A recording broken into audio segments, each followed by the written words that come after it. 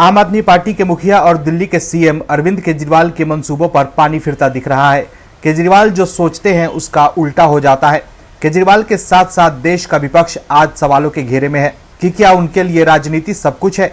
तमाम विरोधाभास के बाद भी विपक्षी दलों ने एक दूसरे के साथ हाथ मिला लिया है ताकि मोदी को सत्ता से हटाकर सत्ता भोग करे और मणिपुर जैसे मुद्दे पर सियासी रोटी सेक कर विपक्षी दल अपनी राजनीति चमकाना चाहते हैं। लेकिन देश के लोग सब जानते हैं कि कौन देश के लिए काम कर रहा है और कौन सत्ता भोग के लिए। विपक्षी दलों के सांसद अब तो मणिपुर भी पहुंच गए हैं, लेकिन क्या उनके पास कोई विजन है? नहीं, उनके पास सिर्फ राजनीतिक एजेंडा है कि कैसे मोदी को घेरा जाए। लेकिन देश के लोग सब जानते हैं कि मोदी सरकार के आने के बाद से देश रॉकेट की रफ्तार से आगे बढ़ रहा है। पीएम मोदी की सही नीतियों की वजह से ही आज भारत का डंका दुनिया में बज रहा है और पीएम मोदी से मिलने के लिए अमेरिका के राष्ट्रपति भी बेचैन रहते हैं। मोदी सरकार के आने के बाद से ही पाकिस्तान को उसकी औकात समझ में आई है और आज पाकिस्तान भारत से पंगा लेने के बारे में सोचता भी नहीं है।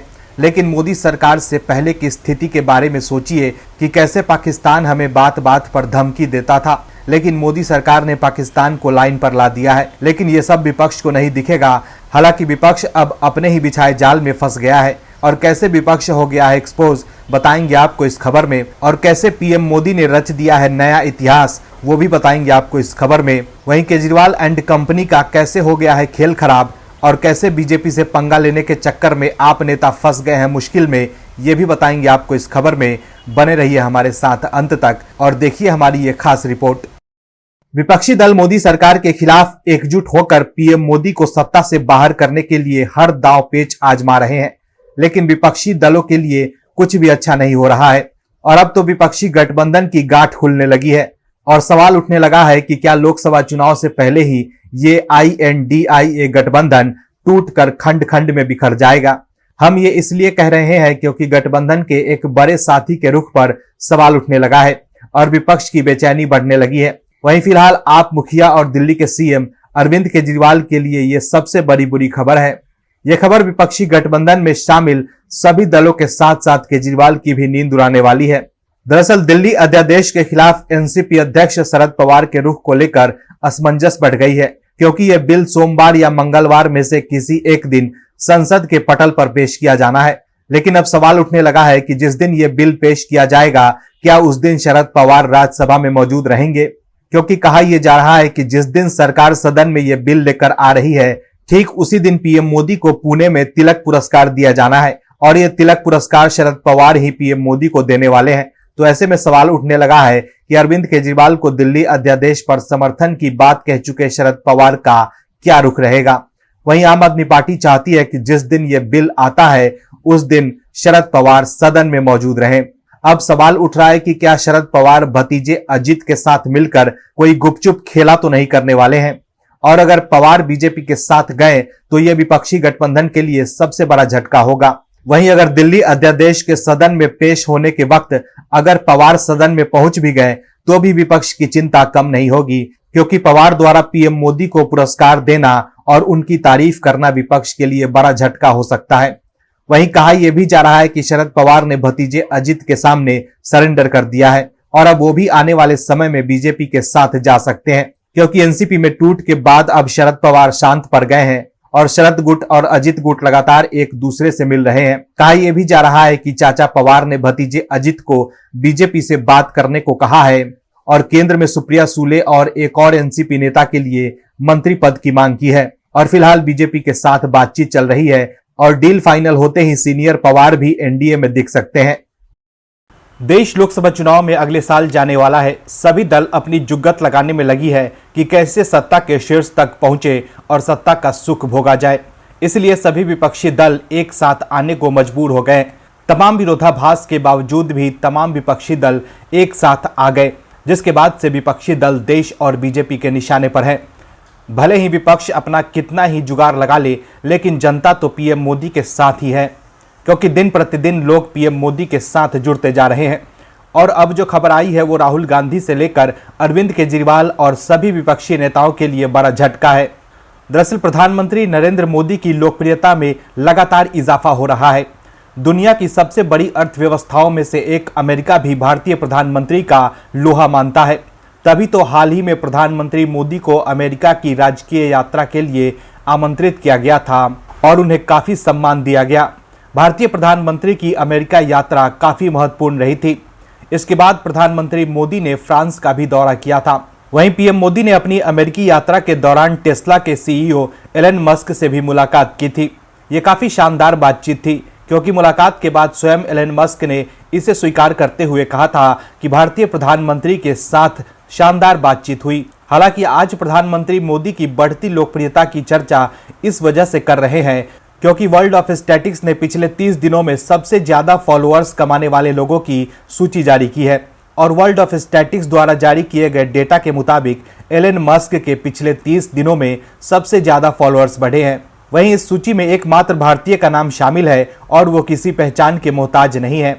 हालांकि आपको तो ये समझ में आ ही गया होगा कि आखिर हम बात किसकी कर रहे हैं। तो आपको बता दें कि आप सही सोच रहे हैं, हम बात कर रहे हैं प्रधानमंत्री नरेंद्र मोदी जी की। पीएम मोदी को इस सूची में 5वां स्थान प्राप्त हुआ है। उनकी लोकप्रियता पिछले 30 दिनों में और भी ज्यादा बढ़ गई है। डेटा के मुताबिक पीएम मोदी के फॉलोअर्स पिछले 30 दिनों में 7 लाख से ज्यादा बढ़े हैं। वहीं इससे पहले भी अंतर्राष्ट्रीय स्तर पर ऐसे कई सर्वे आए हैं जिसमें पीएम मोदी ने जगह बनाई है। कुछ सर्वे में तो पीएम मोदी ने टॉप पर जगह बनाई है। अमेरिका के राष्ट्रपति से लेकर तमाम विकसित देशों के राष्ट्राध्यक्षों को पीएम मोदी पीछे छोड़ चुके हैं और अभी भी लोकप्रियता के मामले में मोदी दुनिया में नंबर 1 पर है। हालांकि देश के विपक्षी नेताओं को ऐसा लग रहा है कि वो सब मिलकर मोदी को हरा देंगे। खैर, सपने देखने का हक सबको है, लेकिन जीत उसी की होगी जिसके साथ देश के लोग होंगे। और जिस तरह से पीएम मोदी के फॉलोअर्स बढ़ रहे हैं, उससे साफ है कि तीसरी बार भी मोदी का प्रधानमंत्री बनना लगभग तय है। सभी दल के शीर्ष नेता दम भर रहे हैं कि हम होंगे पीएम। सभी दल के नेता चाहते हैं कि सत्ता के शीर्ष पर हमारा दल बैठे। सभी दलों के अपने महत्वाकांक्षा हैं, लेकिन पीएम की रेस में मोदी के मुकाबले कोई भी नेता फिलहाल टिकते नहीं नजर आते हैं। सभी दल के नेता चाहते हैं कि हम सत्ता के शिखर तक पहुंचे, वर्चस्व हमारा हो, लेकिन पीएम तो पीएम मोदी ही रहेंगे। जनता भी इस बात पर मुहर लगाते दिख रही है और विपक्षी एकता बनने के बाद भी विपक्षी दल पीएम मोदी के सामने काफी पीछे दिख रहे हैं।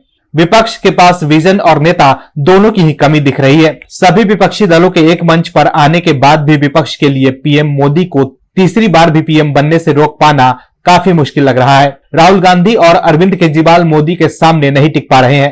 केजरीवाल का हाल देखकर तो आप चौंक जाएंगे। दरअसल लोकसभा चुनाव को लेकर सभी विपक्षी दल अपनी जीत का दावा कर रहे हैं। वहीं बीजेपी का कहना है कि वो पीएम मोदी के चेहरे पर जीतेगी। इस बीच एबीपी सी वोटर का एक सर्वे सामने आया है, जिसके नतीजे विपक्ष के लिए किसी झटके से कम नहीं है। सर्वे में सवाल किया गया कि पीएम की पहली पसंद कौन है। इस पर सबसे ज्यादा लोगों ने मौजूदा पीएम नरेंद्र मोदी का नाम लिया। सर्वे के मुताबिक 63% लोगों ने पीएम मोदी को पहली पसंद बताया। वहीं सर्वे में पीएम मोदी के बाद कांग्रेस के पूर्व अध्यक्ष राहुल गांधी का नाम आया है। इस सर्वे में दावा किया गया है कि 20% लोगों ने राहुल गांधी को पीएम की पसंद बताया है। वहीं इस सर्वे में बीजेपी नेता और यूपी के मुख्यमंत्री योगी आदित्यनाथ का भी नाम आया है। सर्वे में 6% लोगों ने सीएम योगी को पीएम पद की पसंद बताया। वहीं सर्वे में पीएम मोदी, राहुल गांधी और सीएम योगी के बाद दिल्ली के सीएम अरविंद केजरीवाल को लोगों ने पीएम पद की पसंद बताया, लेकिन सिर्फ 2% लोगों ने कहा कि अरविंद केजरीवाल हमारी पसंद है। वहीं 9% लोग ऐसे भी रहे जिन्होंने इन नेताओं में किसी को अपनी पसंद नहीं बताया। इसके अलावा सर्वे में दूसरा सवाल किया गया कि पीएम मोदी और राहुल गांधी में किसी एक को डायरेक्ट पीएम चुनना हो तो किसे चुनेंगे। इस पर 70% लोगों ने पीएम मोदी का नाम लिया। वहीं सर्वे के मुताबिक 25% लोगों ने राहुल गांधी का नाम लिया। वहीं 3% लोगों ने कहा कि वो दोनों नेताओं में से किसी को नहीं चुनना चाहते। सर्वे के मुताबिक जहां पीएम मोदी के पक्ष में 63 से 70% लोग दिख रहे हैं, तो वहीं राहुल गांधी को 25% जनता का ही समर्थन हासिल है। वहीं आम आदमी पार्टी के मुखिया और दिल्ली के सीएम अरविंद केजरीवाल का हाल बहुत बुरा है। केजरीवाल को सिर्फ 2% लोग ही पीएम देखना चाहते हैं, लेकिन केजरीवाल बात तो ऐसे करते हैं जैसे वो पीएम मोदी के टक्कर के नेता हो। कहा पीएम मोदी को 70% जनता का समर्थन प्राप्त है, तो कहा केजरीवाल को सिर्फ 2% जनता का ही साथ मिला है। आम आदमी पार्टी एक बार फिर नई मुसीबत में फंस गई है। इस बार बीजेपी से पंगा लेने के चक्कर में आपकी मुश्किलें बढ़ गई है। हालांकि मुसीबत बढ़ने के बाद आम आदमी पार्टी तिल मिला गई है कि बीजेपी हमारी आवाज दबा रही है, लेकिन इस बार विपक्ष अपने ही बिछाए जाल में फंस गया है। दरअसल देश का विपक्ष हमेशा से चिल्लाता रहता है कि बीजेपी देश के मुसलमानों की दुश्मन है। बीजेपी आएगी तो आपको जीने नहीं देगी। तमाम एजेंडा विपक्षी दल मुसलमानों को भड़काने के लिए उपयोग करते हैं। देश के तमाम विपक्षी दल सिर्फ एक ही काम करते हैं कि देश के अल्पसंख्यक समुदाय को कैसे भ्रमित किया जाए। लेकिन विपक्ष मुसलमानों के लिए क्या सोच रखती है, ये बात खुलकर सामने आ गई है। एक टीवी डिबेट में आपके प्रवक्ता ने ऐसे शब्द का इस्तेमाल किया है जिसके बाद आपकी किरकिरी चारों तरफ हो रही है। दरअसल बीजेपी के प्रवक्ता शहजाद पूनावाला की शिकायत पर आम आदमी पार्टी की मुख्य प्रवक्ता प्रियंका कक्कड़ के खिलाफ प्राथमिकी दर्ज की गई है।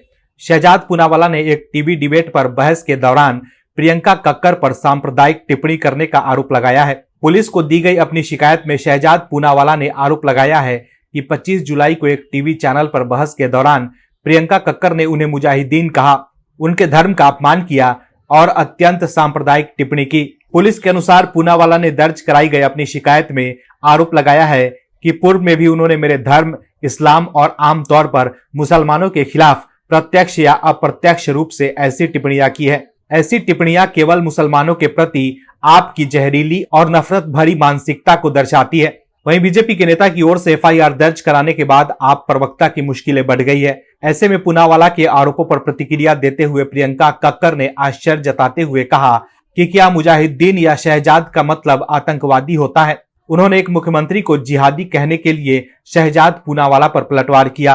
ट्विटर पर शहजाद पूनावाला के एक ट्वीट के जवाब में आप प्रवक्ता ने कहा, क्या शहजाद मुजाहिदीन का मतलब आतंकवादी है? क्या शिकायतकर्ता को राष्ट्रीय मीडिया पर एक मुख्यमंत्री को जिहादी कहने की अनुमति है? शिकायतकर्ता के पूर्व के आचरण को देखें।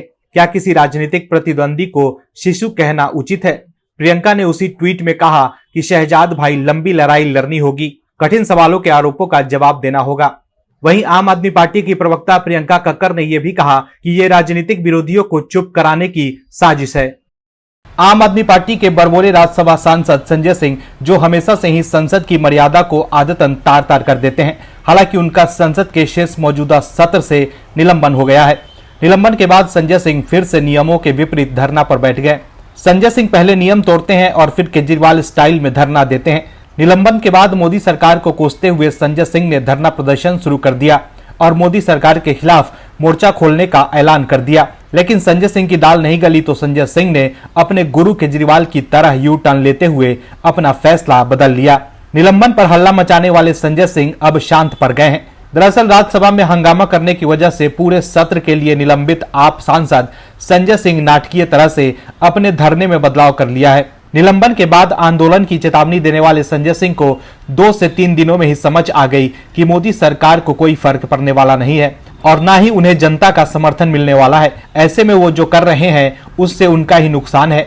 ये बात दूसरे विपक्षी दलों को भी समझ आ गई कि संजय सिंह के आंदोलन से विपक्ष की दाल नहीं गलने वाली है। ऐसे में कांग्रेस अध्यक्ष मल्लिकार्जुन खड़गे और विपक्षी गठबंधन के सांसदों की अपील के बाद आम आदमी पार्टी के राज्यसभा सांसद संजय सिंह अब अपने निलंबन के खिलाफ दिन में ही धरना देंगे। संजय सिंह ने ट्वीट कर जानकारी दी है कि वो अब प्रतिदिन सुबह 10 बजे से लेकर संसद की कार्यवाही स्थगित होने तक धरने पर बैठेंगे। बता दें कि निलंबन के बाद से ही संजय सिंह संसद परिसर में लगातार धरने पर हैं। संजय सिंह को गत सोमवार को उच्च सदन में हंगामा और आसन के निर्देशों का उल्लंघन करने के लिए वर्तमान मॉनसून सत्र की शेष अवधि के लिए निलंबित कर दिया गया था।